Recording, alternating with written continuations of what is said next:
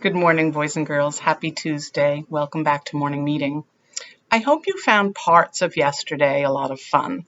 I know I did. I know there were hard parts of it, and we'll talk about those in a second, but there were some things that were a lot of fun for me.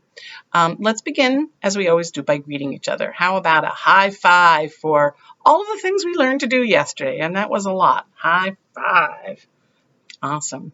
And let's read our poem of the week this week, and we're going to talk about it just a little.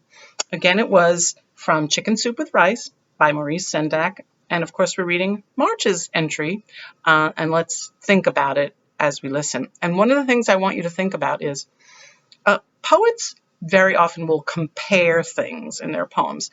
And sometimes when they're comparing things, they're things that are very, very different from each other. They're not things that you would usually think about as being similar. Like, remember early in the year, we read a poem where he said that his mother was like a fire. And usually you don't think of your mother as like a fire, but then he explained it because she could be very, very hot sometimes, but also very, very warm. So I want you to think about that. What is the poet comparing in this poem? Sometimes when they compare, they don't use the word like or as. They don't say my mother is like, or, words like that. They just sort of talk as if they're comparing them. So we're going to think about that as we're reading this poem. What is Maurice Sendak comparing the month of March to? All right, let's read it. March. In March, the wind blows down the door and spills my soup upon the floor. It laps it up and roars for more. Blowing once, blowing twice, blowing chicken soup with rice. And if you look at this picture, it may help you understand what Maurice Sendak, what the author is comparing March to. And he uses the word laps. He says the soup spills on the floor and it laps it up. Lap is another word for lick, like an animal might lap something up. So that's a big hint.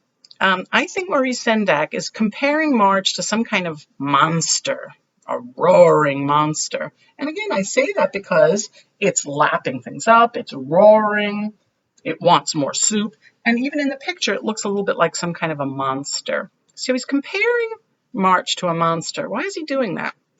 Well, the beginning of March can be kind of rough. It can be windy and sometimes rainy, and sometimes even still cold. Although we know it's spring now, not every day feels like spring. So I think that the author is comparing March to an animal. All right, here's what I want you to do in the space below. I want you to tell me, as a way of taking attendance and as a way of sharing, I want you to tell me your favorite thing about starting to learn from home yesterday and the thing that was hardest. And I'm going to start it off.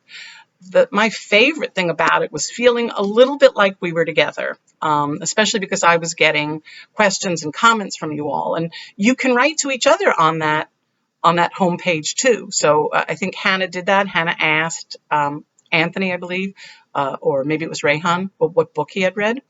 You can ask and answer each other's questions there too, and it may make you feel a little bit more like you're really together. So that was my favorite part. And for me, the hardest part was trying to fix the problems that came up.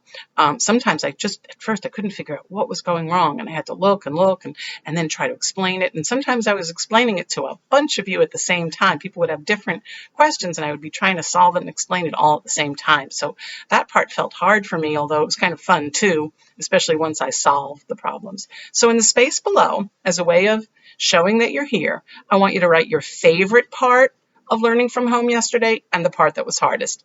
All right, see you on the classwork page for foundations in a few minutes. Bye-bye.